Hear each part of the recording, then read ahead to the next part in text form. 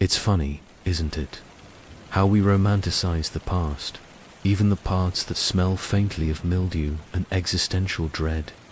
We build these quaint little narratives around places, forgetting that some foundations are laid not with concrete, but with sorrow.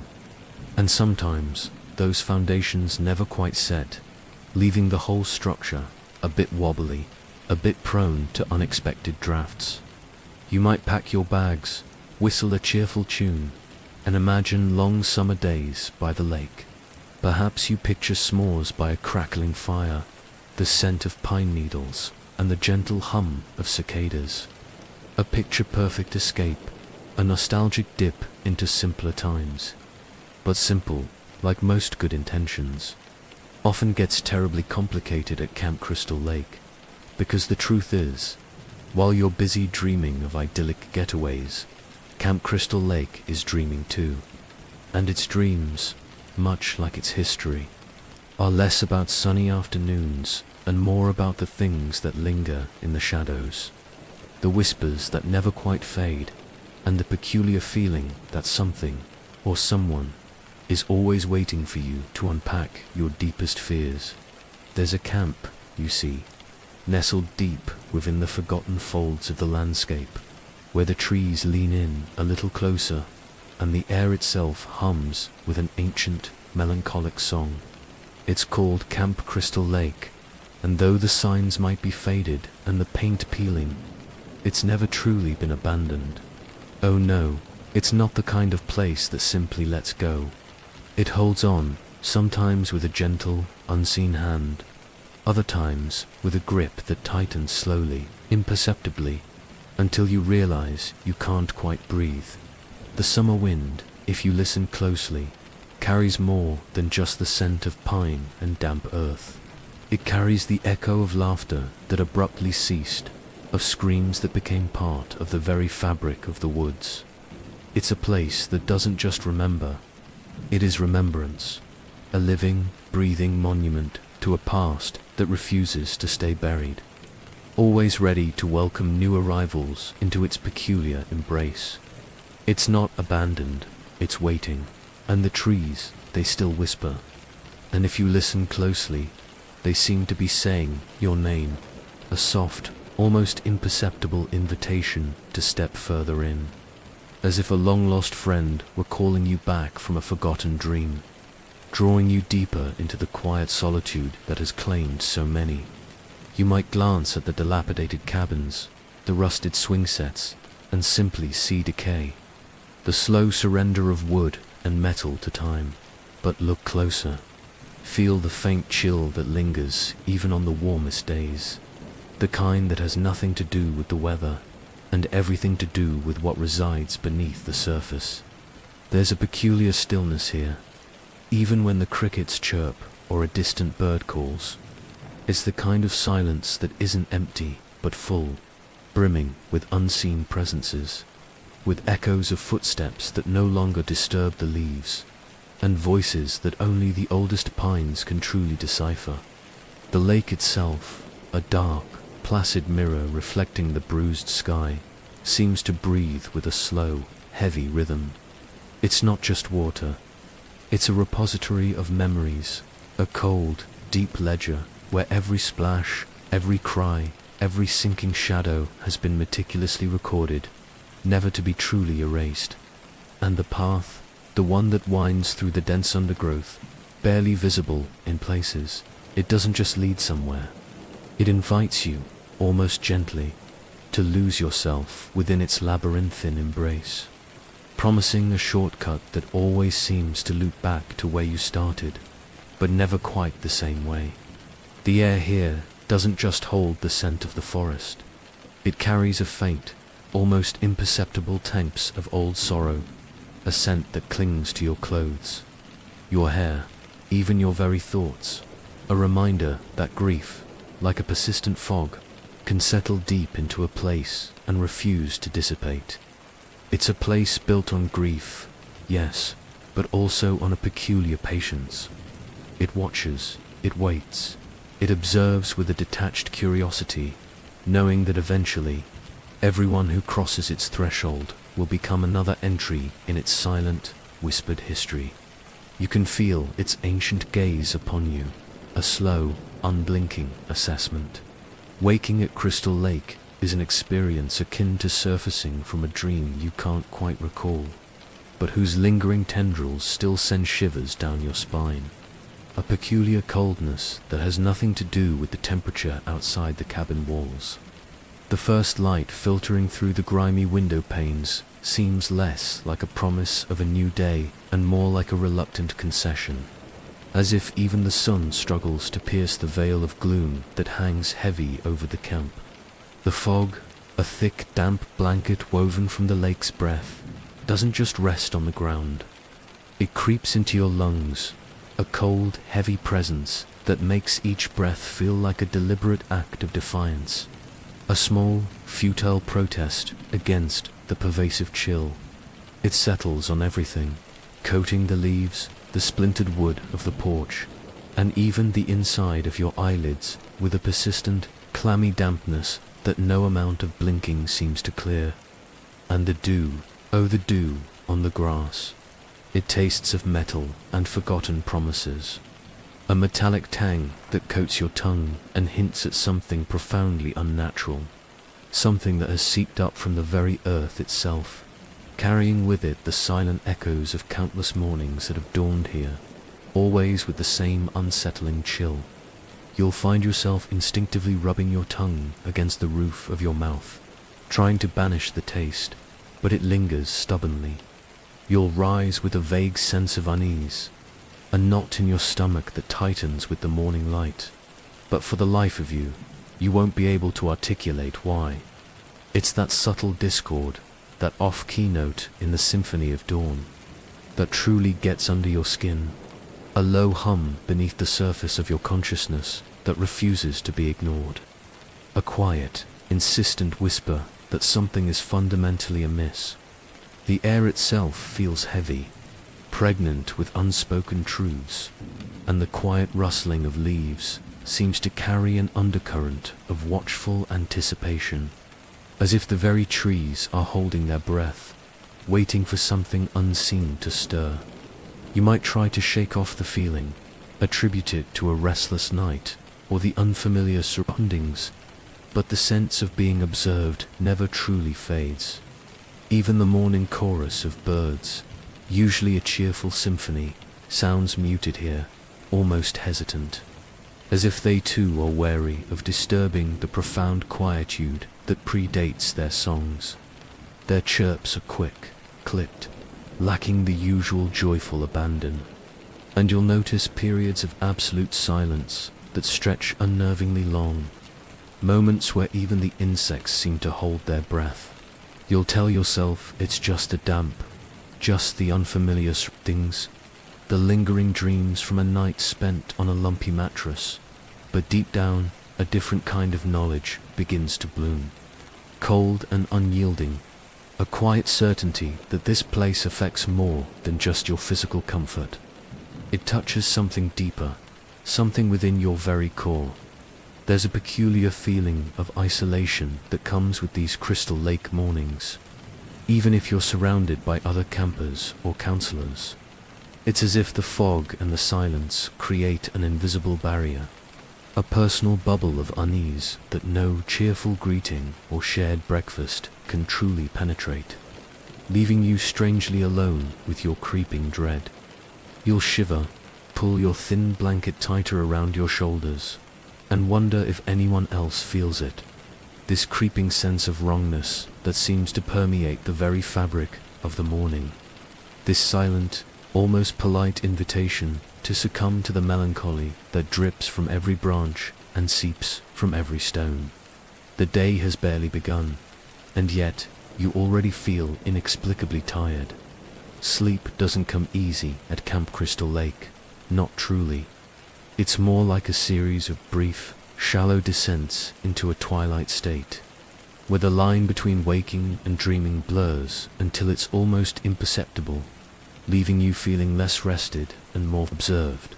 You'll find yourself tossing and turning on a cot that feels increasingly uncomfortable, as if the springs themselves are conspiring against your peace, their metallic groans echoing the unease that has settled deep within your bones. The air hums at night, a low, almost imperceptible vibration that resonates not just through the cabin walls, but through your very skull, a subtle frequency that seems designed to prevent deep slumber. It's not a sound you can pinpoint, no identifiable source like crickets or wind, but rather a persistent resonance that thrums in the background, a constant reminder that the night is far from silent and far from empty. Then, without warning, the crickets stop. One moment, their chirping fills the night with a deceptive rhythm, a natural lullaby. The next, an abrupt, absolute silence descends, thick and heavy, as if the very air has been vacuumed of all sound. It's a silence that screams louder than any noise, a sudden void that makes the hairs on your arms stand on end, hinting that something has moved, something that even the insects fear to acknowledge. And the dreams you have here, they don't feel like yours. They are vivid, unsettling tapestries woven from fragments of forgotten fears, of shadowed figures moving just beyond the edge of your sight, of water that churns with an unseen agony. You might wake with the distinct impression of having lived through someone else's nightmare, the dread clinging to you like cobwebs, the images refusing to dissipate even in the faint pre-dawn light. Sometimes you'll swear you hear whispers just beyond the thin walls of your cabin, too faint to make out words, but clear enough to prickle your skin. They sound like old secrets being traded in the dark, or perhaps mournful lullabies sung by a voice that's too close for comfort, yet too distant to confirm, leaving you straining to hear, your breath held tight in your chest. You might drift off, only to snap awake moments later, convinced you heard a floorboard creak, or a gentle rap at the window, or the brush of something against the outside wall. You'll peer into the darkness, your eyes straining, but see nothing, only the deeper shadows playing tricks on your tired mind, or so you try to tell yourself, though the cold shiver persists. Even the moonlight, when it manages to pierce the canopy, casts long, distorted shadows that dance and writhe with a life of their own, turning familiar objects into monstrous shapes, transforming your simple cabin into a shifting, unsettling landscape where every corner seems to hide a watchful presence, making it impossible to truly relax. There's a strange, almost magnetic pull to the window on certain nights, an inexplicable urge to look out into the impenetrable darkness, as if something out there is calling to you, inviting you to witness a scene not meant for human eyes. You fight the urge, knowing instinctively that whatever waits outside is not meant to be seen. Not by you, not by anyone still clinging to sanity.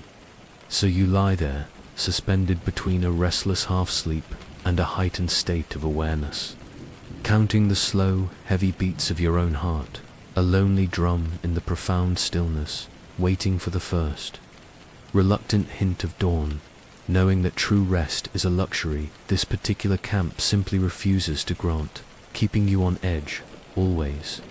Even when no one's around at Camp Crystal Lake, the woods listen.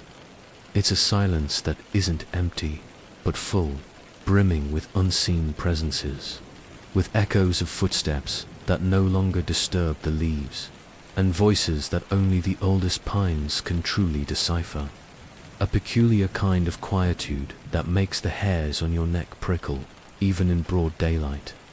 You might hear the rustle of leaves, but no discernible wind or the snap of a twig, but find no creature in sight, just an uncanny stillness that seems to absorb all sound. You feel observed, not hunted yet, just ... noted. It's an unnerving sensation, like 100 unseen eyes are tracking your every move, their gaze a palpable weight on your back, a silent assessment that never quite leaves you. You might stop mid-stride, spin around quickly, expecting to catch a glimpse of something, anything, but there's only the dense, watchful green, silent and seemingly indifferent. It's like you've been entered into a logbook, a peculiar, unwritten ledger kept by the very spirit of the place. Your arrival has been marked, your presence acknowledged, and now you are simply another entry, awaiting a fate that feels preordained. A chapter yet to be written in a story that began long before you ever set foot on these cursed grounds. The light filtering through the dense canopy is always a bruised, muted green, tinged with a melancholic shade that seems to absorb all vibrancy, leaving the forest floor in perpetual twilight.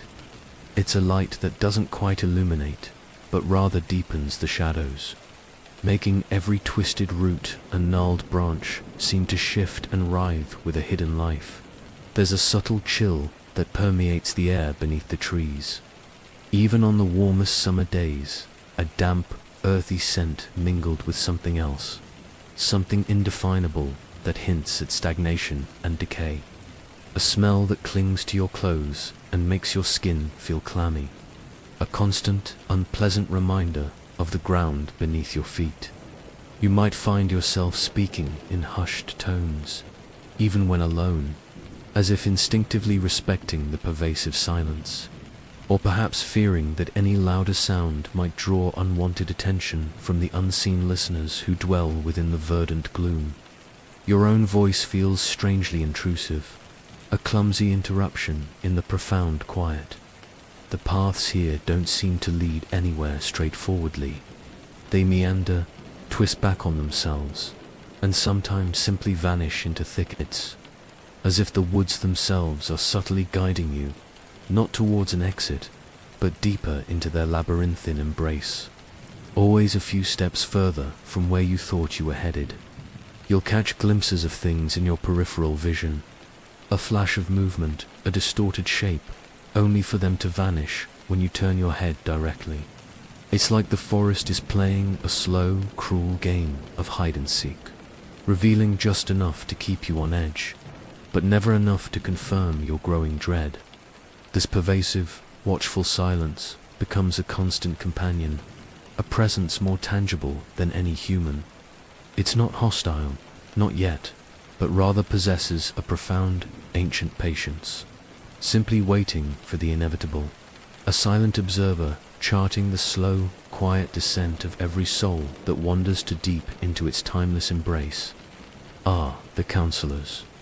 They always arrive at Camp Crystal Lake with such bright, hopeful eyes, brimming with good intentions and the naive belief that a summer by the lake sounds like a perfectly charming way to spend a few months.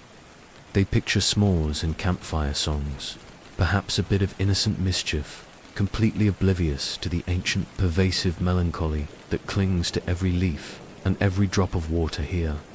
It's almost sweet, their initial optimism, like a fragile butterfly fluttering into a spider's web, unaware of the sticky threads.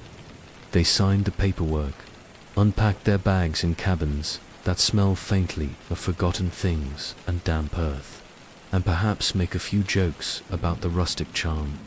They're young, full of energy, and eager to make a difference, to shepherd a new generation of campers through the joys of nature, never realizing that the true nature of this place is far more insidious than any bug bite or poison ivy rash. But the good intentions, bless their earnest hearts, never last. The camp, with its subtle hum and pervasive silence, begins its slow, methodical work. The boundless energy starts to wane, replaced by a peculiar lethargy that settles deep in their bones. The cheerful smiles become a little more forced, the laughter a bit too quick, a nervous edge creeping into their voices when the sun begins its slow descent. And they always leave in body bags or not at all. It's a macabre tradition, really, a quiet, unspoken rule of this place. Some disappear so completely that even the whisper of their names seems to evaporate into the humid air, leaving no trace but a faint, lingering absence, like a melody abruptly cut short. Others are found, but never quite in one piece, a grim testament to the camp's unique way of keeping its secrets. There's a silent, almost morbid betting pool among the older, wiser trees. Not that they bet, mind you, but they certainly observe about how long each new batch of fresh faces will last. Will it be the one who jokes too loudly by the lake? The quiet, artistic type who wanders too deep into the woods? Or perhaps the responsible one who tries too hard to fix what simply cannot be mended? The air itself seems to thicken around them as the days turn into weeks, heavy with the weight of unseen eyes. Every shadow stretches a little longer. Every reflection in the murky lake surface seems a little less like their own. They start to jump at sounds that aren't there, or, more chillingly, at the sudden absence of sounds that should be. The stories filter down, whispered from one weary staff member to the next. Never quite fully believed, always dismissed as local folklore or an overactive imagination, until the inevitable happens. The missing person reports, the hushed phone calls, the arrival of officials who look at the camp with a peculiar mixture of pity and grim understanding. It's a peculiar irony, really, that those who come here to protect and guide are often the very ones who become most vulnerable. Their youthful vitality a magnet for the camp's deep-seated malevolence. They are the unwitting sacrifices, the unwitting additions to the camp's long, somber history, their youthful dreams dissolving into the pervasive dread. And as the cycle repeats, the camp just waits. It simply observes the fresh faces, the hopeful eyes, the well-meaning smiles, knowing with a quiet, ancient certainty that soon enough, they too will join the long, silent roster of those who learned, far too late, that some places are not meant to be saved, only experienced to their ultimate, quiet undoing. The lake at Camp Crystal Lake is not peaceful, not in any sense that a sane person would understand. Its surface, often a placid dark mirror reflecting the bruised sky, hides a truth far more unsettling than mere depth. It doesn't just hold water, it holds echoes, ancient and cold, of every splash, every struggle, every life that has ended beneath its seemingly calm facade. There's a peculiar, almost metallic scent that rises from its depths on humid days, a smell that hints at things long submerged and never truly gone. Ripples move across its surface without wind, gentle undulations that spread outwards from an unseen disturbance, like a breath exhaled from below. You'll watch them, fascinated and repulsed, knowing instinctively that no stone has been dropped, no current stirred, just a silent, unseen presence shifting in its murky slumber. It's like the lake is sighing, a long, weary exhalation that sends shivers down your spine despite the summer air. There's a sense that something underneath still breathes, a slow, rhythmic pulsation that resonates not with life, but with a profound, unyielding existence that defies natural laws. You might stand at the dock, gazing into the inky blackness, and feel a coldness emanate upwards, not just from the water's temperature, but from the sheer weight of what lies beneath, a palpable pressure against your very soul. The light, when it catches the lake at certain angles, seems to reveal fleeting shapes just beneath the surface, distortions that resemble limbs or distorted faces, only to vanish the moment you try to focus on them. It's a trick of the light, you tell yourself, a product of an overactive imagination, but the image lingers, a phantom limb of dread. Even the fish, if you ever manage to see them, seem to move with an unusual slowness, their movements listless, as if burdened by the sheer weight of the lake's history.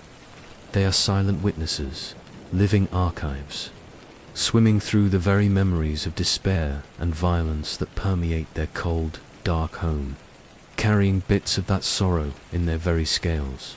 The sounds carried by the lake are equally unsettling. Sometimes, if you're very still, you might hear a faint, distorted gurgle, as if someone is trying to speak from a great depth, or a soft, almost mournful sob carried on a ripple. Indistinct and unsettling, whispering tales of what the water has witnessed, of the lives it has claimed. And when you cast a line, the water feels oddly resistant, as if it doesn't want you to take anything from it. Or perhaps it doesn't want to give up what it already holds. The tug on the line might feel heavier, more deliberate than any fish, a subtle pull from an unseen force beneath the surface, testing your resolve. The reflection you see in its dark mirror isn't always quite right. Sometimes, for a fleeting moment, your own face might seem distorted, or an indistinct shadow might flicker behind you, a silent, uninvited guest in your own reflection. It's a quick glance, a subtle shift, but enough to make your stomach clench, to question what you thought you saw. So you stand there, at the edge of this ancient, grieving body of water, and you understand, without being told, that this isn't merely a lake. It is a sentinel, a silent, all-consuming presence, a living tomb that never forgets, always ready to welcome more echoes into its cold, deep embrace. It's always listening, always waiting for another story to unfold upon its troubled surface. There are ghost stories, of course, circulating amongst the counselors, told in hushed tones around campfires that always seem to struggle to catch, their flames flickering nervously in the damp air. But these aren't your typical campfire tales, designed to elicit a quick shriek. These are quieter, more unsettling narratives about the ones who simply went silent, vanishing between breakfast and lights out, leaving behind only a lingering chill in the air and a question mark that hung heavy in the oppressive silence. Not all of them died, you see, at least not in the violent, dramatic ways you might expect. Some just went silent, their voices fading into an uncharacteristic quietude, their laughter ceasing, replaced by a vacant stare that seemed to look right through you, as if their inner light had simply flickered out, leaving an empty shell behind. It's a chilling thought that something worse than death might befall you here.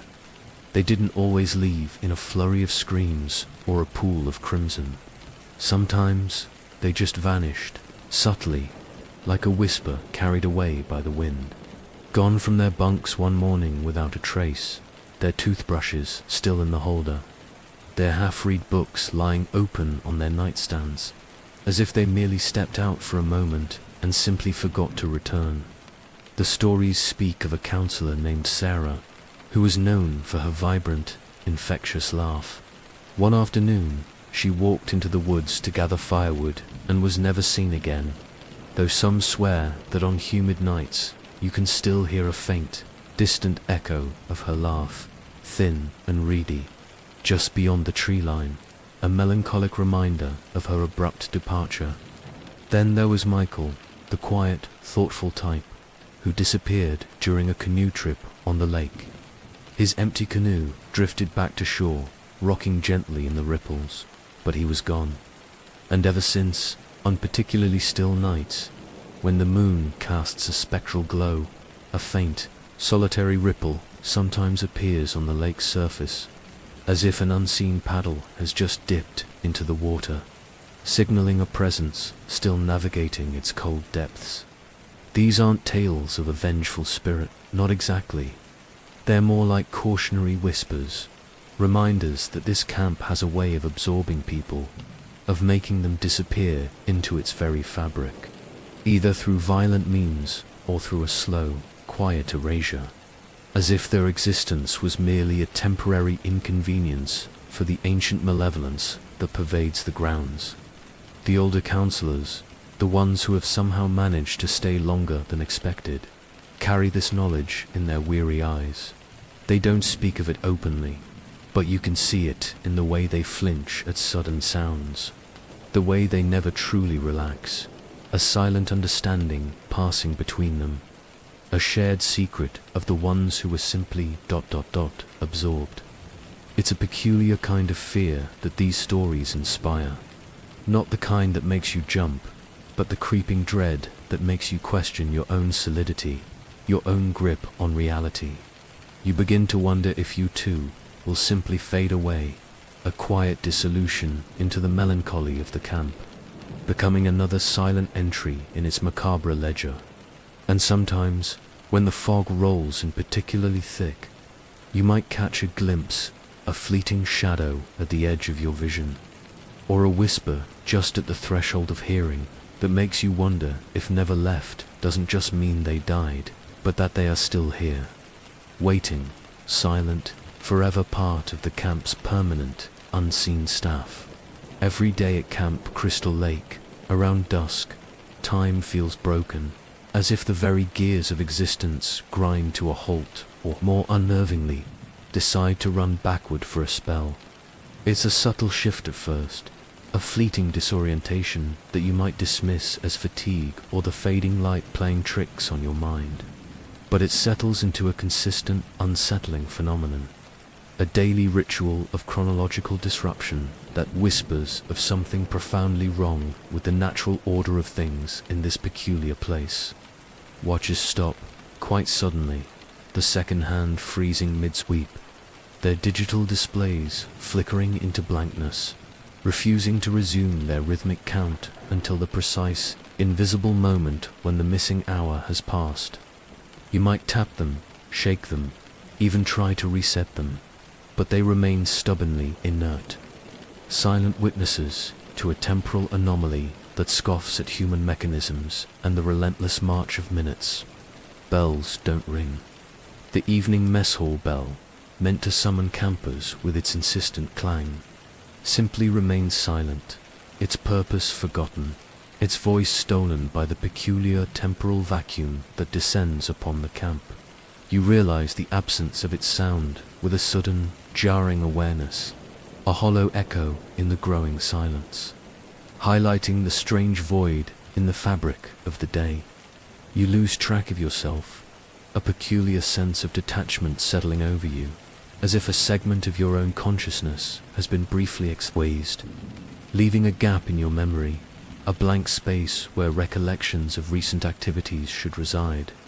You might find yourself standing in a place you don't recall walking to, or holding an object you don't remember picking up, a phantom limb of time creating a disquieting sense of unreality. And of others, too.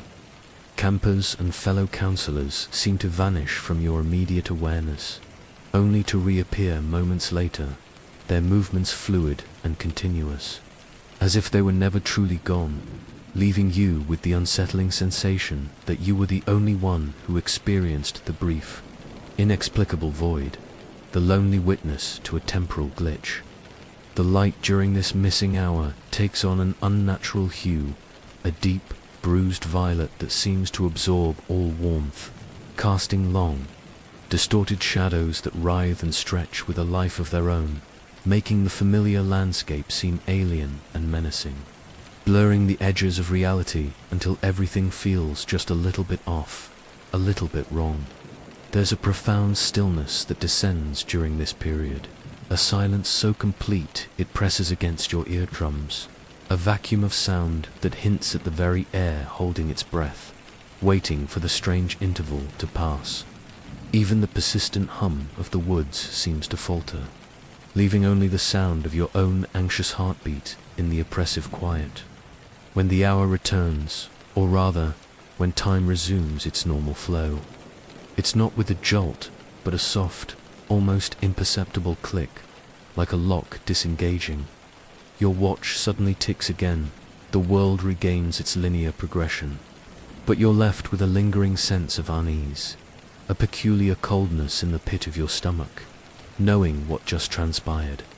It's a daily reminder that at Camp Crystal Lake, the rules of reality are merely suggestions, and time itself is a malleable thing, subject to forces far older and far more peculiar than human comprehension, a quiet, insidious ritual that gradually erodes your sense of certainty, making you question every moment that passes.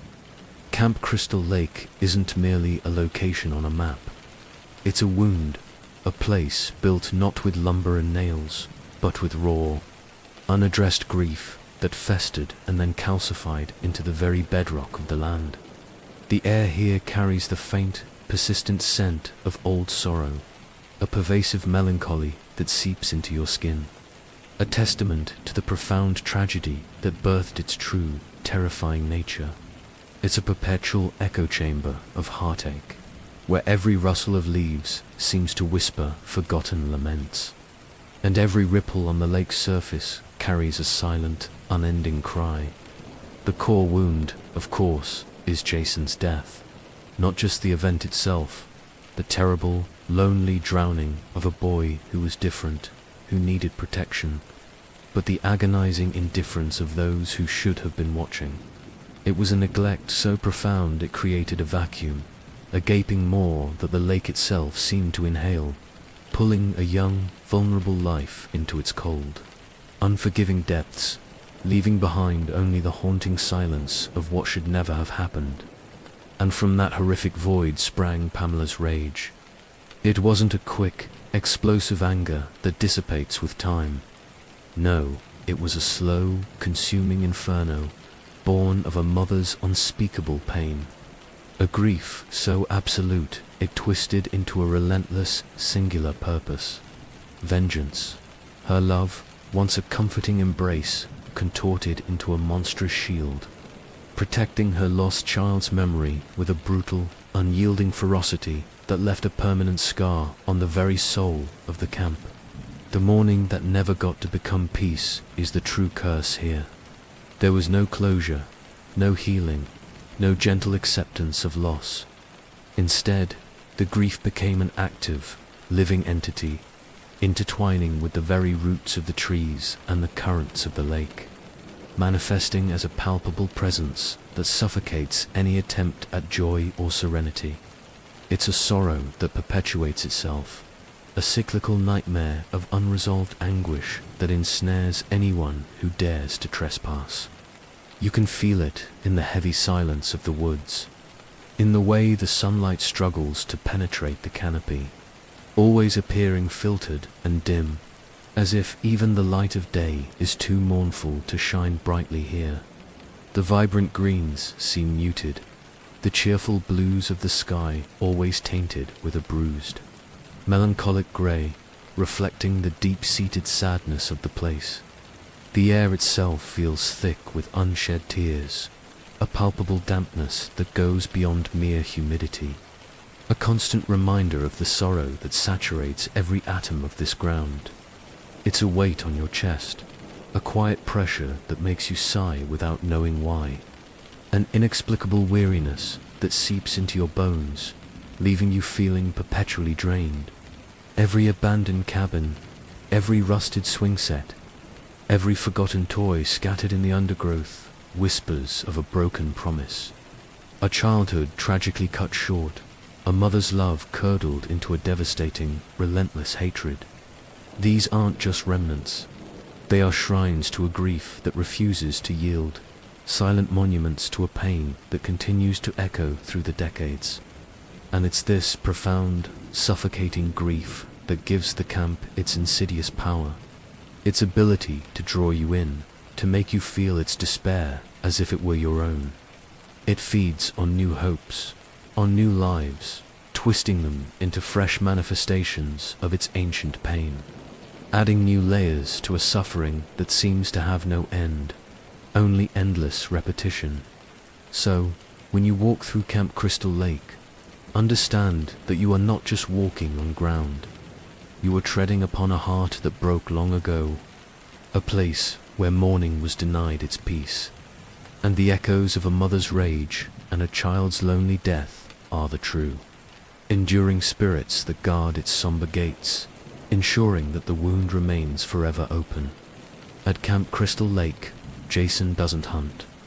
It's a common misconception, born of frantic screams and desperate flights, but fundamentally untrue in the peculiar reality of this place.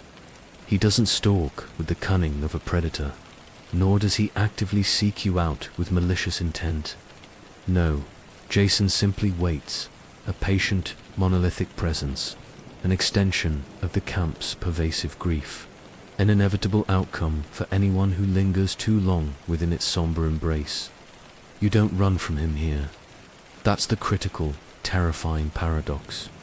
Instead, with each step you take further into the woods, each moment you spend by the lake's murky edge, each night you endure the unsettling silence, you are, unknowingly, walking toward him, drawn by an unseen current, a silent magnetic pull that guides you inexorably to your predetermined encounter. He is not a predator in the traditional sense, driven by hunger or bloodlust.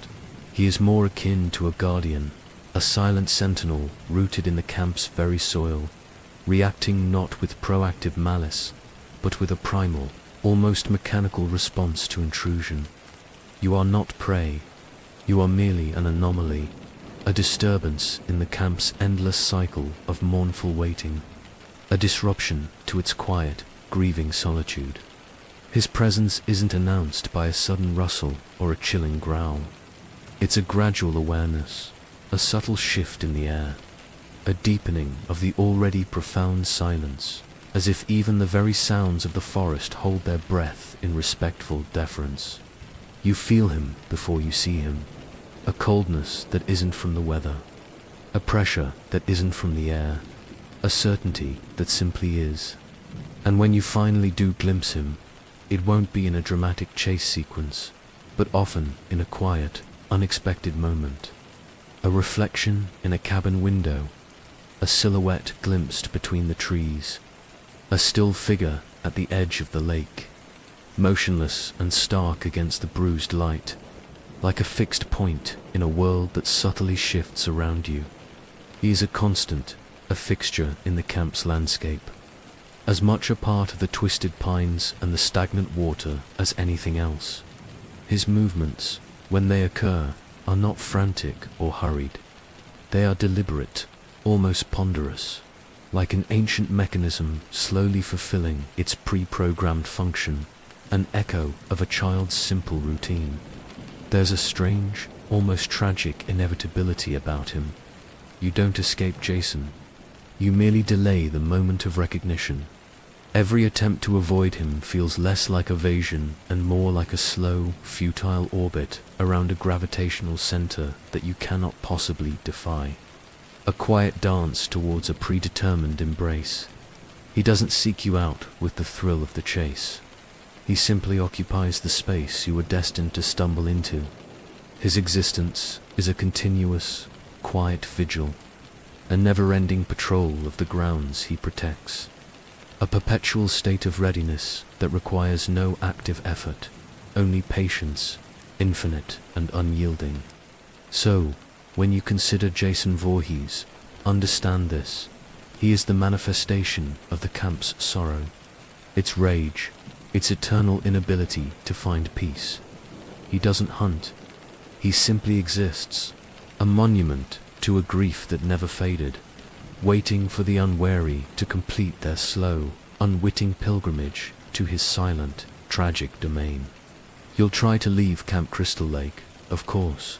It's a natural, almost desperate impulse, once the pervasive dread begins to truly set in, to turn your back on the whispering trees and the ever-present chill of the lake, and simply walk away. You'll gather your meager belongings, perhaps with a nervous glance over your shoulder, and set out down the winding dirt road, convinced that salvation lies just beyond the next bend, that the normal world awaits your weary return, ready to embrace you back into its sane embrace. You'll walk with purpose, your strides long and determined, the sounds of the camp gradually fading behind you, or so you hope. The air might even feel a fraction lighter, the oppressive silence briefly replaced by the familiar crunch of gravel underfoot, and the rhythmic beating of your own hopeful heart. You might even allow yourself a small, tentative sigh of relief, imagining the warmth of your car, the reassuring hum of its engine, the liberating stretch of the open road ahead. But then, an unsettling familiarity will begin to creep in, A distinctive gnarled tree you swore you passed minutes ago. A peculiarly shaped rock formation. A specific patch of tangled undergrowth that seems stubbornly out of place. You'll dismiss it at first, attribute it to the winding nature of the path, or perhaps your own mounting anxiety playing tricks on your tired mind. A logical explanation for an increasingly illogical sensation. And then you'll arrive at the dock, again. The same weathered wooden planks, the same rusty mooring cleats, the same murky, uninviting water stretching out into the pervasive mist, seemingly waiting patiently for your return. It's a surreal, dizzying sensation, like stepping into a nightmare from which you simply cannot wake, a cruel joke played by an unseen, malicious hand, twisting your path into an endless, agonizing loop. You'll try again, perhaps with a different direction in mind, striking out into what seems like untrodden ground, convinced that the road must lead somewhere else.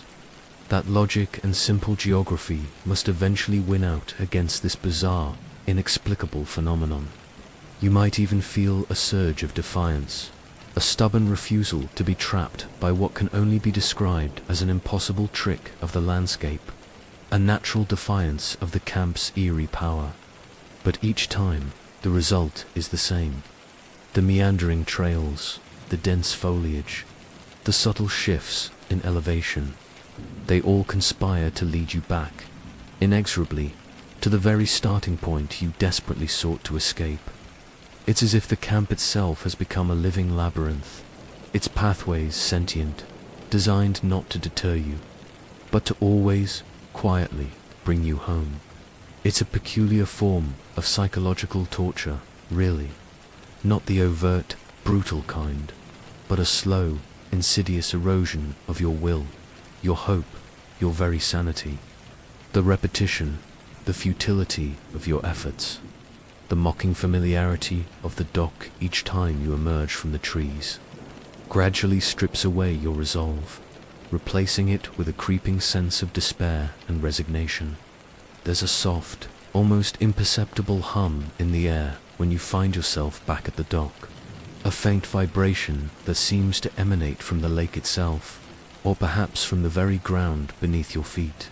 A subtle, triumphant whisper, as if the camp is quietly, patiently, congratulating itself on your fruitless efforts. And then, with a profound, bone-deep wariness, you'll realize it. You can't leave. Not like this. The path doesn't lead out. It merely loops back, eternally, pulling you deeper into the inescapable embrace of Camp Crystal Lake, ensuring that your stay here is not merely temporary, but an unending, quiet commitment to its sorrowful legacy. Some nights, your cabin at Camp Crystal Lake is smaller. You might notice it subtly at first, a faint sense of claustrophobia that wasn't there when you unpacked your meager belongings, as if the walls have imperceptibly leaned inward, or the ceiling has dropped just a few inches, making the familiar space feel oddly constricting, a bit too close for comfort. You might even brush your hand against a wall that seems closer than you remember, a disquieting whisper that the very architecture itself is fluid, defying the immutable laws of physics in its peculiar, unsettling dance. The windows shift. One evening, the single, grimy pane might be firmly situated to your left as you lie on your cot, offering a limited view of the oppressive darkness outside. The next, you'll wake with a jolt to find it's now inexplicably to your right, or perhaps a second, phantom window has appeared where only solid would once stood, casting a sliver of unholy moonlight onto the floor. A disorienting trick of perception that leaves you questioning your own memory and sanity. Your bag isn't where you left it. You distinctly remember placing it by the foot of your cot, carefully zipped and containing all your essential, mundane comforts. But in the morning, it's by the door, or tucked beneath a different bunk, or perhaps even hanging from a rusty hook on the wall, as if an unseen hand, playful and mischievous, decided to rearrange your meager possessions with a quiet, deliberate intent. Did you forget, or did something move it? The question hangs in the damp air, a chilling whisper that plants a seed of doubt deep within your mind. You retrace your mental steps, trying to recall your actions, but the memory is hazy, elusive, as if the camp itself is subtly editing your recollections, making you second-guess every mundane detail of your existence here. It's a quiet, insidious form of gaslighting.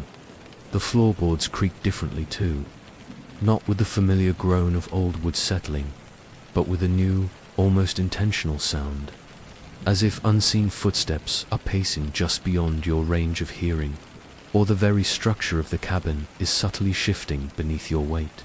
A low, guttural murmur of complaint from the tormented timbers themselves. Sometimes the shadows themselves seem to deepen and expand, taking on new, unsettling forms in the corners of the room, writhing and twisting as if with an unseen life of their own, making the familiar space feel alien and menacing, blurring the edges of what is real and what is merely a trick of the exhausted eye. There's a subtle chill that permeates certain sections of the cabin. Regardless of the outside temperature, a pocket of profound coldness that seems to emanate from nowhere. A sudden drop in the air that makes the hairs on your arms stand on end, as if an unseen door to another, colder dimension has briefly, silently opened, and you find yourself checking the door lock repeatedly, peering into the dark corners, running your hands along the walls as if to confirm their solid reality. A nervous habit born of the constant, unsettling feeling that your sanctuary, your supposed safe haven, is not as stable or as secure as you desperately need it to be. This subtle, nightly alteration of your immediate surroundings is a quiet, persistent reminder that at Camp Crystal Lake, even the very spaces you inhabit are not to be trusted. They are fluid, responsive, perhaps even sentient, designed to erode your sense of stability, making you question the very ground beneath your feet, until your world feels as shifting and unreliable as a bad dream. At 2:47 a.m. precisely, you'll hear it.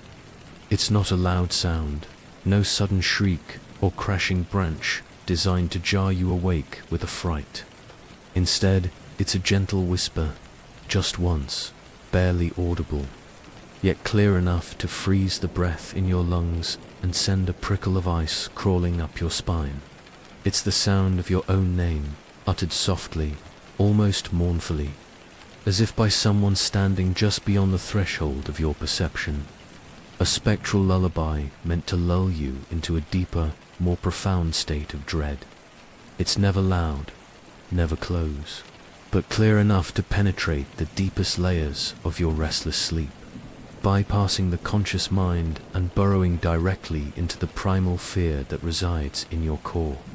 You might try to rationalize it: the wind, a settling house, the murmur of distant crickets, but the distinct, unmistakable sound of your own name leaves no room for such comfortable illusions. It is addressed directly to you, a personal invitation to the peculiar horrors of the camp. You'll lie there, rigid, listening to the frantic drumming of your own heart against your ribs, straining to hear it again, but it never repeats. Just that one singular utterance, a fleeting, intimate contact with something unknowable. The silence that follows is even more terrifying than the whisper itself. A vast, oppressive void that seems to press in on you from all sides, holding its breath alongside you, waiting for your reaction. The air in the cabin will feel impossibly cold for a moment. A sudden drop in temperature that has nothing to do with the outside world and everything to do with the unseen presence that briefly acknowledged you. It's a chilling reminder that you are not alone, even in the presumed sanctuary of your bed, and that the camp knows you, recognizes you, has perhaps been waiting for you. You'll spend the remaining hours until dawn staring at the ceiling, or perhaps at the barely discernible outline of the door, convinced that something is waiting just on the other side. An unseen entity drawn by the sound of your name, now fully aware of your vulnerable wakefulness. Sleep, already a rare commodity here, becomes an impossible dream, replaced by a hypervigilant dread. This isn't a threat, it's an acknowledgement. A subtle, chilling initiation into the deeper, more intimate horrors of Crystal Lake. It's the camp itself reaching out, not to harm you immediately, but to let you know that you are seen, you are known, and your presence here has not gone unnoticed by the ancient forces that govern this cursed land. You might try to tell another counselor about it the next morning, but the words will catch in your throat, sounding absurd and paranoid in the harsh light of day. They'll offer a tired, knowing smile, perhaps suggest you're just overtired, and you'll realize, with a sinking heart, that this is a burden you must carry alone, a secret shared only with the silent, watchful woods. The whisper plants a seed of doubt, a subtle erosion of your sense of security that begins to bloom into full-blown paranoia. Every creak of the cabin, every rustle outside the window, every indistinct shadow becomes a potential source of that voice, a premonition of its return, leaving you perpetually on edge, jumpy and anxious.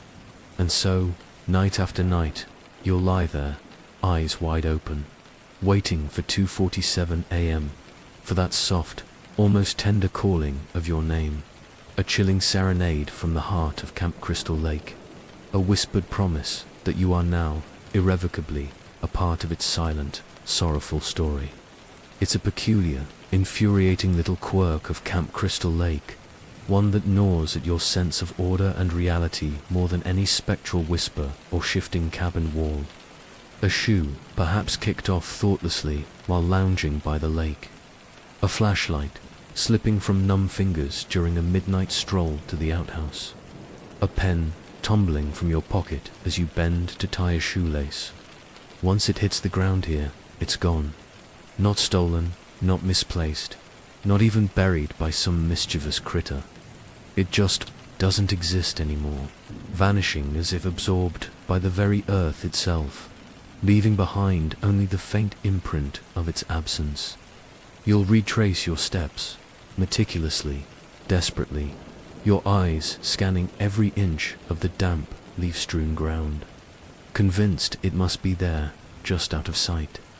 You'll kick through piles of fallen leaves, peer under bushes, even use your own flashlight if you haven't lost that, to illuminate every shadow, but your search will always prove futile. The object simply isn't there, not anywhere you can find it, as if the ground opened a silent, invisible maw and simply swallowed it whole. It's not stolen, you realize with a cold certainty. There's no sign of disturbance, no dragged marks, no telltale scuff. It's a clean disappearance, a seamless erasure, as if the item never truly existed in the first place, or perhaps it was simply deemed unworthy of remaining in this peculiar dimension, unceremoniously whisked away by the camp's silent, inexplicable will. This quiet, consistent vanishing act is more unsettling than any grand, dramatic haunting. It's an insidious, constant erosion of your belief in tangible reality. Every dropped item becomes a small, personal victory for the camp, a subtle flexing of its bizarre power, a gentle reminder that your possessions, like your sense of time, are merely temporary concessions granted by a place that operates under its own unfathomable rules. You might start to become overly careful, clutching objects tightly, meticulously checking your pockets, developing a nervous habit of securing everything, as if this hypervigilance could somehow defy the camp's peculiar appetite for lost things. But it's a losing battle, a futile attempt to impose human order on a place that laughs quietly at such notions. The ground here seems different, too, not just damp and earthy, but possessing a strange, almost porous quality, as if it's constantly ready to absorb, to consume, to take back anything that isn't firmly rooted within its domain. It has a hungry feel to it, a subtle vibration that hums just beneath the surface, waiting. And the memory of the lost item lingers, a phantom weight in your pocket or hand, a subtle irritation that compounds the growing unease. It's not just the inconvenience, it's the profound, disorienting realization that something you held, something concrete and real, has simply ceased to be, leaving a void where it once was, a small, tangible piece of your world now utterly gone. Other counselors, if you dare to mention it, will offer vague, knowing nods, perhaps a quiet sigh of resignation. They too have experienced it, this quiet, inexplicable consumption of dropped items, and they've learned that the only way to cope is to simply accept it, to surrender to this strange, petty theft of existence. So, when you walk the grounds of Camp Crystal Lake, remember this: the earth here is not merely dirt and stone. It is a silent collector, a meticulous curator of lost things, a gentle yet absolute devourer of anything that slips from your grasp, ensuring that every small, forgotten object becomes another permanent fixture in the camp's growing, invisible collection of vanished realities. You'll look in the mirror at Camp Crystal Lake, eventually. It might be in the dim, cracked glass of the communal bathroom or the small fogged-over one in your cabin. If it hasn't somehow vanished like a dropped item, and when you do, you'll feel off. Not scared, not immediately, but a peculiar sense of unfamiliarity that settles deep within your chest. A quiet, unsettling discord between the reflection staring back and the person you know yourself to be. It's as if the glass itself is a subtle filter, slowly, imperceptibly, altering your very essence. The eyes staring back will be your own color, your own shape, but they'll hold a new, unsettling wariness, a profound sadness that feels too ancient, too deep, to belong to you. There's a subtle dullness to their sparkle, as if a vital spark has been gently, patiently extinguished, leaving behind only the embers of what once was. You'll blink, perhaps rub your eyes, convinced it's merely a trick of the poor lighting, but the weariness remains, a haunting echo of the camp's pervasive melancholy. Your reflection will seem a shade paler, the natural flush of youth subtly drained, replaced by a peculiar pallor that hints at something deeper than just lack of sleep. It's as if the camp is subtly leeching your vitality, absorbing your vibrant energy into its own vast, sorrowful reservoir, leaving you a quieter, more subdued version of yourself. It's not a monstrous transformation, nothing grotesque or overtly horrifying. It's far more insidious than that. Your reflection is pretending to be you, a quiet, almost perfect mimicry that is just off enough to prickle your skin, to raise a tiny flag of alarm in the back of your mind. It's like a slightly out-of-focus photograph, almost right, but subtly, profoundly wrong. You might lift a hand, watch your reflection perfectly mirror the movement, and yet a strange detachment will persist. It's as if there's a thin, invisible veil between you and the image, a subtle barrier that separates your living, breathing self from the quiet, almost lifeless mimicry in the glass, a sense of watching yourself from a distance. The expression on the reflected face will be one of quiet resignation, a subtle curve of the lips that isn't quite a smile, but more a silent acceptance of an unspoken fate. It's a look that suggests a profound understanding of the camp's true nature, a knowledge that you, the living, breathing person, haven't quite grasped yet, a chilling premonition of what's to come. There's a subtle invitation in those reflected eyes, a quiet, compelling pull to surrender, to embrace the creeping apathy that the camp so generously offers. It's not an aggressive lure, but a soft, almost comforting suggestion that resistance is futile, that slipping into the camp's gentle embrace of despair is the easiest, most logical path.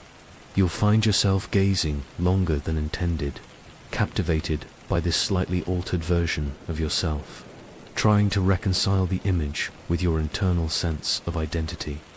It's a silent, internal battle, a quiet wrestling match between who you are and who the camp wants you to become, reflected back to you in the dim, unforgiving glass. And when you finally turn away, a lingering sense of disquiet will cling to you, a cold, unsettling knowledge that the person in the mirror is not entirely you anymore.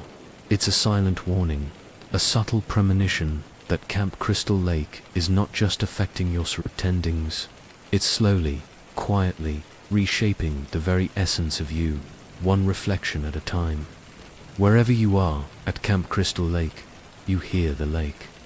It's a truth that defies logic and distance, a pervasive sensory intrusion that gnaws at your sense of peace. Even when you're deep in the woods, miles from the shore, the subtle, rhythmic lapping of water against an unseen bank seems to echo just beyond the threshold of your hearing. A phantom sound that whispers of proximity, of an inescapable reach. It's a constant, maddening reminder of the vast, cold presence that defines this place. A liquid heartbeat that resonates with an unsettling proximity. Even in your bed, tucked away in the supposed dryness and safety of your cabin, you'll swear you can hear it.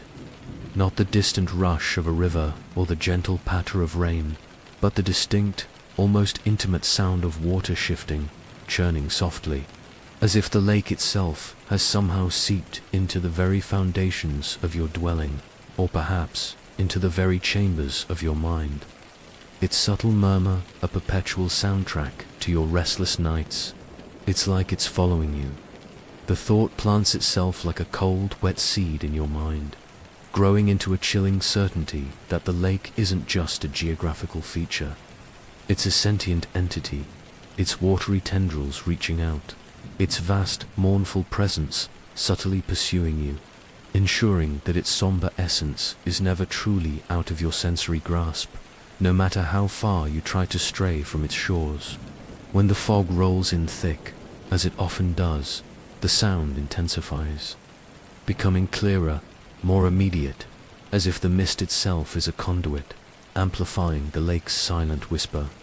The world becomes a blurred, indistinct canvas of grey and muted green, and the only constant, the only anchor in the disorienting haze, is the incessant, unnervingly close sound of water.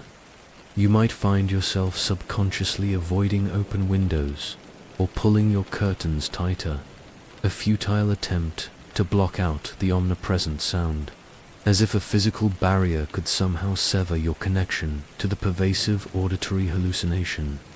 But it persists, a quiet, insistent presence that penetrates through wood and glass, seeping into your very bones. It's a peculiar form of psychological torment, this constant auditory reminder. It means there's no true escape, no genuine moment of respite where the camp's defining feature, its vast, sorrowful heart, isn't intimately present in your awareness. It keeps you tethered, always, to its cold, deep embrace, even when you are physically far from its edge. Sometimes, the sound changes, growing subtly louder, or taking on a different cadence, almost like a sigh, or a groan, or even a soft, guttural gurgle, as if the lake is attempting to communicate, to whisper its ancient, tragic secrets directly into your ear, or perhaps to pull you further into its liquid embrace. You'll start to question your own hearing, convinced you're imagining it, that the constant presence of the sound is merely a product of your increasing fatigue and mounting paranoia. But then, you'll glance at another counselor, whose eyes are wide and distant, listening, and you'll know, with a chilling certainty, that you are not alone in this auditory haunting. And so, the sound of water becomes your constant companion at Camp Crystal Lake, a pervasive, inescapable symphony of quiet dread. It's a lullaby sung by a grieving mother, a lament from a forgotten child, a haunting promise that no matter where you go, the lake, with all its sorrow and its secrets, is always, always closer than you think, waiting. Jason Voorhees, you see, isn't truly evil, not in the way one understands malicious intent or calculated cruelty. He is, in his own tragic way, simply stuck, a perpetually interrupted child forever bound to the moment of his drowning, unable to escape the cold, suffocating embrace of the lake that claimed him. His existence is a poignant paradox, a deathless killer with the simple, wounded heart of a child, forever acting out a routine born of profound trauma, a cycle he cannot break. He is a child interrupted, pulled from the chaotic, beautiful mess of growing up, frozen in a state of arrested development, forever grappling with the pain of neglect and the terror of abandonment. His vengeance isn't a sophisticated plan, it's a primal, desperate lashing out, a reflex born of the fear he experienced in his final moments, amplified by the protective fury of his mother. His vengeance, then, is not driven by hatred for you, specifically. It's just routine now, a repetitive, almost ritualistic act of clearing his sacred ground, of ensuring no one else suffers the same fate he did. Or perhaps, ensuring no one else dares to disturb the delicate, grieving peace he now inhabits. It's like a bedtime story he can't stop repeating, a macabre lullaby played out again and again. He is a creature of habit, moving with a ponderous, almost weary certainty, his actions dictated by the deeply ingrained patterns of his tragic past. Each swing of his machete, each silent pursuit, is less about malice and more about fulfilling an ancient, unbreakable contract with the sorrow that permeates Camp Crystal Lake. A silent obligation to the very essence of his mother's rage. There's a profound sadness that emanates from his presence, a melancholic aura that settles upon you even before you fully grasp his proximity. It's the grief of a life unlived, a childhood stolen, a silence that screams of what could have been, a haunting echo of a boy who only wanted to be seen, to be loved, to be protected.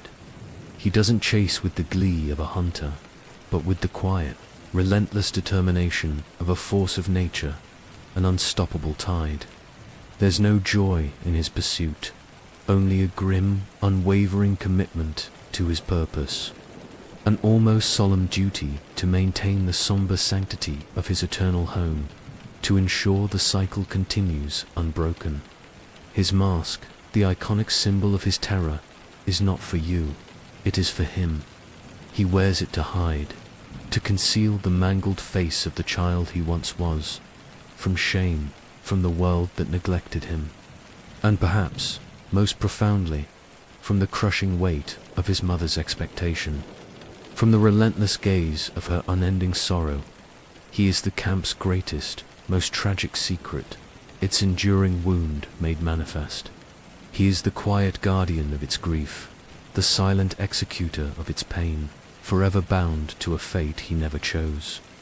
A perpetual child acting out a timeless, sorrowful play for an audience he doesn't see, only senses.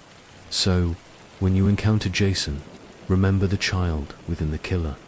He is not a monster born of pure evil, but a tragic echo of a profound injustice. A deathless force compelled by the deepest, most sorrowful love. He doesn't hate, he simply is. A living, breathing testament to a pain that could never be laid to rest, forever awaiting the quiet, final act of his unending story. At some point, subtly and insidiously, you won't remember what day it is at Camp Crystal Lake. The days will blur into an indistinguishable stream, a perpetual twilight of the mind where the concept of a Tuesday or a Friday holds no meaning, lost to the pervasive, numbing influence of the place. The passage of time becomes as fluid and unreliable as the reflections on the lake, slipping through your grasp like fine sand, leaving no discernible trace.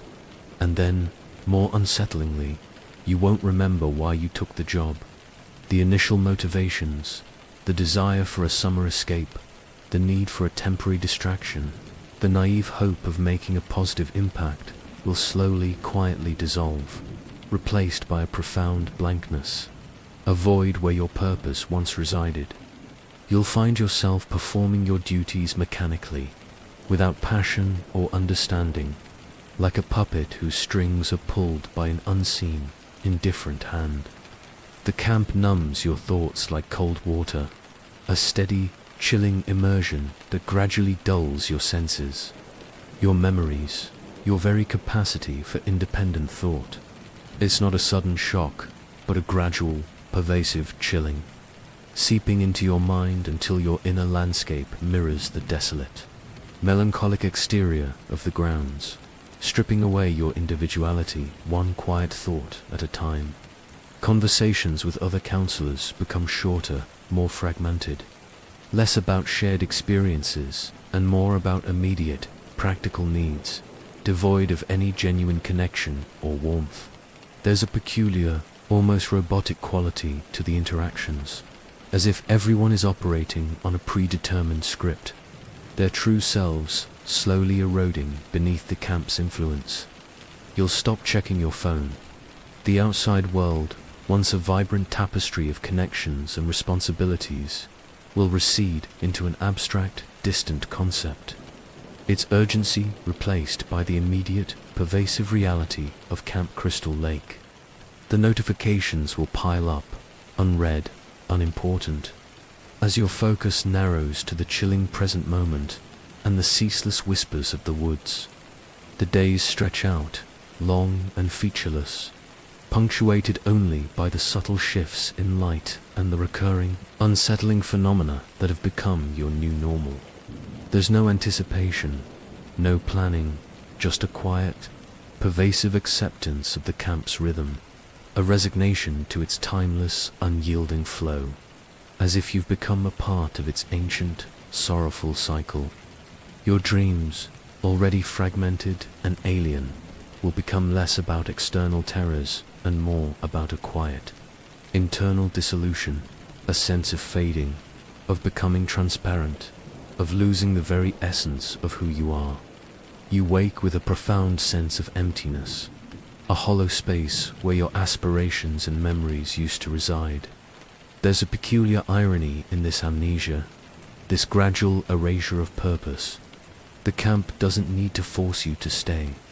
It simply makes you forget why you would ever want to leave, gently dissolving the ties that bind you to the world beyond its haunted borders, leaving you adrift in a sea of pervasive apathy. And so, you will continue your days at Camp Crystal Lake, a quiet, almost forgotten echo of your former self, performing tasks you no longer comprehend, waiting for a future you no longer anticipate, utterly consumed by the melancholic present, a silent, living testament to the camp's insidious power to make you forget everything but its own enduring, sorrowful presence. The other counselors at Camp Crystal Lake act normal, a practiced, almost uncanny mimicry of everyday life that is more unsettling than any overt sign of madness. They go through the motions of their duties, supervising activities, organizing meals, attempting to rally the increasingly listless campers. But there's an underlying tension, a brittle fragility to their composure that betrays the truth. They move with a quiet, desperate efficiency, like actors performing a well-rehearsed play for an audience that isn't truly watching, or perhaps for themselves, in a futile attempt to maintain a shred of sanity. But their eyes are tired, profoundly so, shadowed with a weariness that sleep cannot touch. They hold a distant, knowing gaze, a reflection of countless sleepless nights spent listening to the unexplainable, witnessing the subtle decay of the camp's reality.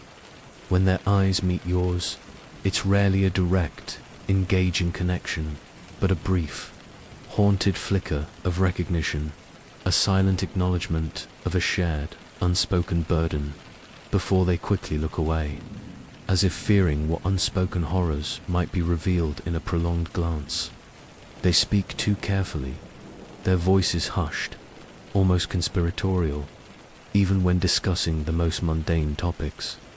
There's a peculiar absence of spontaneous laughter or genuine ease in their conversations, replaced by a strained politeness, a meticulous word choice, as if every sentence is weighed for hidden meanings, for any inadvertent slip that might break the fragile illusion of normalcy they so desperately cling to. It's as if they fear disturbing something, some unseen presence that listens too closely. They're just waiting for their turn, you realize with a cold, creeping certainty, not waiting for their shift to end, or for the summer to be over, but waiting for the inevitable, for the moment when the camp decides to claim them too, in its own quiet, insidious way. It's a shared, unspoken dread that binds them together more powerfully than any bond of camaraderie, a silent pact of impending doom that permeates every interaction. There's a subtle shift in their movements too, a newfound stiffness, a reluctance to venture out alone, especially after dusk. They cling to groups, gravitate towards the faint glow of the central mess hall, their bodies betraying a silent, desperate need for the meager comfort of collective presence, even if that presence offers no true protection against the camp's pervasive malevolence. They avoid eye contact with you when you try to voice your growing unease, to articulate the strange occurrences, the whispers, the missing hours. Their faces become carefully blank, their expressions politely neutral, a silent, almost cruel refusal to acknowledge the truth, to validate your descent into the very fears they themselves are desperately trying to ignore. This collective pretense creates a peculiar form of isolation, leaving you feeling utterly alone in your dawning horror. You are surrounded by people, yet profoundly separate, a silent scream trapped in a room full of polite, smiling faces that refuse to hear you. Their own silent screams echoing in the hollow spaces between their forced pleasantries. And yet, beneath the veneer of forced normalcy, you catch glimpses, a sudden tremor in a hand reaching for a coffee cup, an involuntary flinch at a distant sound, a profound, lingering sigh when they think no one is watching. These are the cracks in their facade, the small, telling signs of the silent war they are waging against the camp's insidious influence. So, when you see the other counselors at Camp Crystal Lake, understand that their practiced calm is not a sign of peace, but a desperate, final stand against a tide of creeping madness. They pretend not to see the horrors unfolding around them, because to acknowledge them, to speak their names aloud, would be to invite their own swift, quiet undoing, their transformation into another one of the many who never truly left. You'll notice things, small at first, almost imperceptible shifts that accumulate with a chilling slowness, a quiet metamorphosis, instigated by the very air of Camp Crystal Lake. Your voice is quieter. It begins as a natural lowering of tone in response to the pervasive silence of the woods, a subconscious effort not to disturb the profound stillness. But then it deepens, becomes huskier, as if the very act of speaking loudly requires an effort you are increasingly unwilling or unable to make, your words becoming whispers, almost swallowed by the heavy air. Your heartbeat slower, not dangerously so, not in a way that suggests immediate physical distress, but with a subtle, almost melancholic deceleration, as if your internal rhythm is syncing with the slow, ancient pulse of the lake itself. You might notice it while lying in bed, the familiar thrumming becoming a more deliberate, almost ponderous beat, a quiet echo of the camp's pervasive apathy settling into your very core. You stop checking your phone. This isn't a conscious decision, not a deliberate act of disconnecting. It's a gradual, passive disinterest that seeps into your being, rendering the outside world with its frantic demands and trivial notifications, utterly irrelevant. The vibrant pull of distant connections fades into a dull hum, replaced by a profound, pervasive present, a quiet surrender to the immediate reality of the whispering trees and the looming shadows. You start walking at night, not with purpose, not with any destination in mind, but compelled by an unseen, undeniable urge. A restless pull that draws you from the illusory comfort of your cabin into the deeper, more unsettling embrace of the moonlit woods. You move with a somnambulistic grace, your footsteps light, as if you've shed the heavy weight of the waking world, becoming a creature of the camp's own nocturnal rhythm. The vibrant colors of your clothes, once a cheerful defiance against the muted greens and browns of the forest, seem to fade, their hues dulling, blending subtly into the melancholy palette of the camp, as if your very wardrobe is subtly adapting to the pervasive somberness, becoming one with the landscape. Your thoughts become less linear, more fragmented, drifting like mist over the lake. Memories of your life before Camp Crystal Lake grow hazy, less vivid, replaced by recurring images of the lake, the trees, the subtle shifts in light and shadow, as if your mind is slowly being rewired, its focus narrowing to the immediate, haunting present. There's a strange, almost comforting numbness that settles over you, a quiet indifference to the small discomforts and petty anxieties that once defined your days. The fear doesn't vanish entirely, but it becomes a dull throb, a constant companion rather than a sharp, piercing pain, allowing you to move through the camp with a peculiar, unsettling calm. You begin to find a strange beauty in the desolation, a haunting allure in the pervasive sadness. The twisted trees, the murky lake, the abandoned cabins, they cease to be symbols of decay and become, instead, monuments to an ancient, profound sorrow, inviting you to share in their quiet, unending lament, their tragic splendor. And so, the changes accumulate, subtly, irrevocably, transforming you into something quieter, something calmer, something more attuned to the pervasive sorrow of Camp Crystal Lake. You are not just a visitor anymore. You are becoming a part of its silent, enduring landscape, another soft echo in its timeless, melancholy song. Your transformation, a quiet surrender to its ancient, unyielding power. You'll try to call home, eventually, when the quiet changes have accumulated to a point where the lingering threads of your former life begin to tug at your altered consciousness. You'll find a moment of strained solitude, perhaps by the old, unreliable payphone near the mess hall, or a brief flicker of cell service near the main road, and you'll dial, your fingers trembling slightly with a mixture of desperate hope and profound trepidation. The connection will feel fragile, thin, like a whisper across an impossibly vast chasm, struggling to bridge the growing distance between your current reality and the one you left behind. But your voice will shake, not just with nerves, but with a subtle, unidentifiable tremor that seems to emanate from the very core of your being, a resonance of the pervasive dread that has settled within you. The words, when they finally emerge, will sound alien, disembodied, as if someone else is speaking through your mouth, their tones strained and hollow, imbued with the melancholic echo of the camp's silence. The story won't sound right. You'll try to explain the missing hours, the whispers that aren't the wind, the feeling of being watched, the objects that simply vanish. But as you articulate the inexplicable, the words will twist and contort, losing their coherence, sounding absurd and fantastical even to your own ears, stripped of their chilling reality when forced into the mundane language of the outside world. It will feel like trying to describe a complex, terrifying dream to someone who has never slept. It never does, not from inside the curse.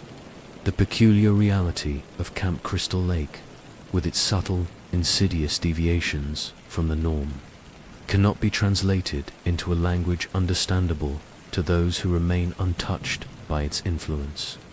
Their world operates on logic, on tangible evidence, on a shared understanding of what is possible, and your experiences here defy all of it, rendering your testimony unbelievable, even pitiable. The person on the other end, bless their unburdened heart, will listen with a growing, polite confusion, their questions gentle, their tone tinged with concern that you might be overworked, or perhaps simply unwell. They'll offer suggestions of rest, of taking a break, of seeing a doctor, their well-meaning advice landing like lead weights, utterly missing the terrifying point. You'll hear the subtle shift in their voice, the polite awkwardness, the strained cheerfulness, as they try to steer the conversation back to normalcy, to the trivialities of their day, desperate to escape the unsettling narrative you're inadvertently weaving. Their disbelief is not malicious. It's simply a profound inability to comprehend a reality that so radically departs from their own, a testament to the camp's complete isolation. And you'll realize, with a crushing, lonely certainty, that you are truly alone in this. The very act of trying to communicate your truth serves only to highlight the chasm that has opened between you and the outside world, solidifying your entrapment, cutting the last fragile ties that bind you to sanity beyond the camp's borders. The silence that follows your broken explanations will be louder than any scream, a profound, isolating void that echoes the emptiness you feel inside. It's the sound of a connection severed, not by a hang-up, but by an unbridgeable gap in understanding, a quiet surrender to the fact that your reality is now uniquely and terrifyingly your own. So, when you put the receiver back into its cradle, or when the faint signal finally dies, you'll do so with a profound, melancholic understanding. No one will believe you, not truly, and in that moment, Camp Crystal Lake will have claimed you entirely, severing your last link to the world that would never understand, leaving you to embrace the quiet, unacknowledged truth of your new, haunted existence. Jason doesn't wear the mask to scare. It's a common, convenient assumption, born from countless nightmares and terrified screams, that the hockey mask is a deliberate instrument of terror, a grotesque face designed to instill primal fear in his victims. But at Camp Crystal Lake, in the quiet, desolate reality of his existence, the mask serves a far more profound and tragic purpose. He wears it to hide, to conceal something far more vulnerable and deeply wounded than any external monstrosity. He wears it to hide from shame, the shame of being different, of being neglected, of the profound, public humiliation of his drowning.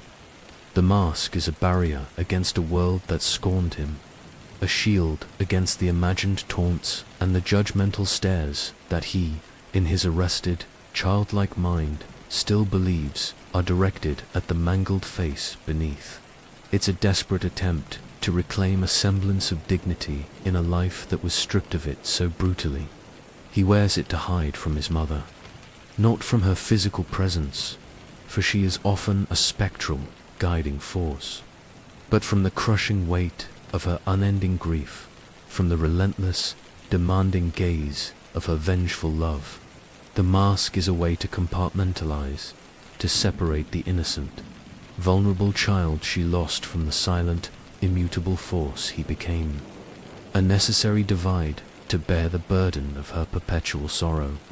And most profoundly, he wears it to hide from himself, from the memory of the boy who drowned, from the pain of that final, terrifying moment, from the knowledge of what he has become. The mask is a form of self-erasure, a way to become a blank slate, an embodiment of the camp's malevolence rather than the deeply scarred, tragic figure burdened by an unbearable past. It allows him to simply be the camp's avenger, devoid of personal identity or pain. When you glimpse him, the mask is often tilted, or stained, or worn, a crude, silent testament to the endless decades it has served as his impenetrable facade. It's a face that offers no expression, no hint of emotion, only the chilling, unyielding blankness of an entity that has transcended human feeling, leaving only a purpose. The holes for the eyes are not for seeing you clearly, but for him to see the world as a blurred, indistinct canvas, a necessary simplification of a reality too complex and painful for his wounded psyche to process. It reduces everything to simple patterns, to disruptions in his sacred space, making his tragic routine all the more achievable. There's a profound, almost sympathetic irony to the mask. It is an object meant to conceal, yet it reveals so much about the deep, unresolved trauma that fuels his existence. It speaks of a broken childhood, of a love so fierce it became destructive, of a life utterly consumed by the echoes of a past that refuses to fade. You won't see fear in the mask's blank stare, but rather a chilling indifference, a silent, unwavering commitment to his purpose. It's not an active hatred that motivates him, but the passive, relentless drive of a deeply wounded being fulfilling an ancient, tragic role, unable to escape the cycle that began with a mother's broken heart. So, when Jason Voorhees stands before you, his iconic mask gazing blankly, understand that its purpose is not to terrify you into submission. It is a shield, a silent cry, and a profound, permanent testament to the quiet tragedy of a child who never truly left, forever trapped behind a canvas of anonymity, endlessly hiding from a world that first abandoned him, and then made him its silent, sorrowful guardian. You'll see her, eventually, at Camp Crystal Lake, not in full, not a clear, unmistakable figure stepping out from the shadows into the filtered sunlight. No, it will be far more subtle, a fleeting glimpse that leaves you questioning your own perception, a wisp of a memory, a phantom presence that plays tricks on your tired mind and your increasingly frayed nerves. It's Pamela Voorhees, the true, enduring spirit of the camp, an entity woven into the very fabric of its sorrow, reaching out from beyond the veil. It might be just a sweater, glimpsed through the dense foliage as you walk by the lake's edge, a flash of her distinctive, muted green cardigan, hanging perhaps from a low branch, swaying gently in a breeze that doesn't quite exist. You'll blink, look again, and it will be gone, leaving behind only the rustling leaves and a profound, chilling sense that you were not mistaken, that you truly saw a relic of a past that refuses to die. Or perhaps a voice, soft and melodic, carried on the damp air at dusk, too faint to make out words, but undeniably feminine, undeniably maternal. It will be a lullaby, a fragment of a forgotten tune, sung with a melancholic tenderness that pricks at your heart, a haunting echo of a mother's love, twisted by grief into a weapon, a siren song designed to pull you deeper into the camp's embrace. She offered comfort, a silent, almost palpable wave of solace that washes over you in a moment of profound loneliness or despair. It's an insidious comfort, born not of genuine care, but of a possessive, consuming love that seeks to absorb you into its own endless suffering. You might feel a gentle, fleeting warmth, a deceptive sense of peace, a momentary reprieve from the pervasive dread that has become your constant companion. That's when you know it's too late. The moment Pamela Voorhees extends her ethereal embrace, however subtly, however fleetingly, is the moment you understand that your fate is sealed. Her comfort is not an escape. It is a final, tender invitation to join her, to become another silent mourner in her eternal vigil, another testament to her unending grief and rage, another lost soul claimed by the camp. Her presence isn't meant to terrify in the same way Jason's might. Instead, it's a profound, melancholic sadness, a quiet, almost maternal pull that draws you in with a deceptive gentleness. inviting you to surrender to the sorrow that defines this place, to become a part of its tragic, endless story. You might find yourself subconsciously drawn to certain areas: the old cabin where she once lived, the path leading to the dock where her son drowned, as if an unseen current is guiding you, leading you closer to the source of the camp's enduring pain, to the very heart of her broken heart. And the air around you, when you feel her near, will grow heavier, tinged with a scent that is both sweet and cloying, like wilting flowers mingled with the faint metallic temps of the lake. A sensory signature of her lingering presence, a quiet reminder of the love and loss that permeates every atom of this cursed land. So, when you catch that glimpse of a familiar sweater, or hear that soft, mournful lullaby carried on the wind, understand that you are not simply witnessing a ghost.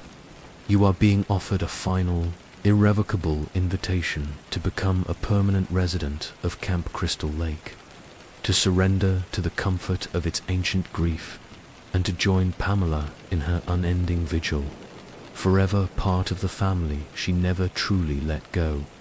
Death is an instant here at Camp Crystal Lake, not in the swift, merciful way you might imagine. The camp, you see, isn't interested in a quick farewell. It's far more patient, far more appreciative of your presence. It wants to keep you just a little longer, to savor your final moments, to draw out the process with a slow, almost tender cruelty. There's a peculiar, lingering quality to every ending here, a prolonged farewell that ensures you understand the full weight of your circumstances, a quiet, almost poetic injustice that stretches your final moments into an agonizing eternity. One more night. That's what the camp whispers, not with a voice, but with a pervasive feeling, a subtle, gravitational pull that keeps you rooted to the spot, unable to flee, unable to resist. You might find yourself drifting into a trance-like state, your movements sluggish, your thoughts clouded, as if an invisible force is gently, persistently holding you in place, preventing any hasty departure from its domain. One more whisper.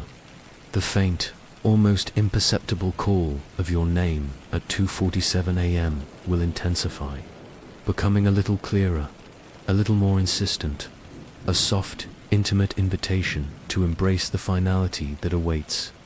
It's a chilling serenade, a quiet promise that the camp recognizes you, acknowledges your presence, and is preparing to welcome you fully into its sorrowful fold, a final, personal contact before the inevitable. One more dream. Your sleep, already a fractured landscape of borrowed nightmares, will deepen, becoming more vivid, more immersive, pulling you into a hallucinatory state where the lines between reality and illusion blur until they cease to exist. You might experience a quiet, melancholic vision of your past, a fleeting glimpse of forgotten happiness, only for it to dissolve into the cold, damp embrace of the lake, a final, poignant reminder of what you are losing. The atmosphere itself seems to thicken around you in these final hours, heavy with unspoken truths, pregnant with an anticipation that is both terrifying and strangely calming. The air carries a unique scent, pine and damp earth, yes, but also something else, something metallic and sweet, like old blood mingling with the perfume of wilting lilies, a scent that signals the quiet closing of a life. Your body might become heavy, your limbs leaden, a profound weariness settling into your bones that has nothing to do with physical exertion. It's a spiritual exhaustion, a quiet surrender of the will, as if your very essence is slowly dissolving, preparing to merge with the pervasive melancholy of the camp, becoming part of its timeless, sorrowful landscape. There's a strange, almost meditative quality to these prolonged goodbyes. The panic recedes, replaced by a quiet acceptance, a profound understanding that resistance is futile. that your fate has been woven into the fabric of this place long before you ever set foot on its grounds. You become an observer of your own quiet dissolution, a passive participant in your own slow, inevitable ending. The light, when it finally comes, or fades, around you will take on an unearthly hue, a soft, diffused glow that seems to emanate from nowhere, bathing the scene in a spectral luminescence. It's not the harsh light of judgment, but the gentle, melancholic glow of a final absorption, a quiet welcome into the camp's eternal embrace. So, when the end comes at Camp Crystal Lake, understand that it won't be a sudden, violent cessation. It will be a lingering, drawn-out fade, a gentle, yet absolute process of becoming one with the sorrow, the whispers, and the dreams of this cursed place. You won't die right away. You'll simply begin your quiet, eternal residency, absorbed into its long, mournful history. And so, if you ever find yourself, by some twist of fate or cruel irony, wandering near the desolate, overgrown grounds of what was once called Camp Crystal Lake, listen carefully to the silence. And if your weary steps, guided by an unseen hand, lead you to the edge of that dark, placid water, and you see a lone figure standing at the rickety dock, silent, motionless, gazing out at the perpetual mist, do not wave back, they didn't last either.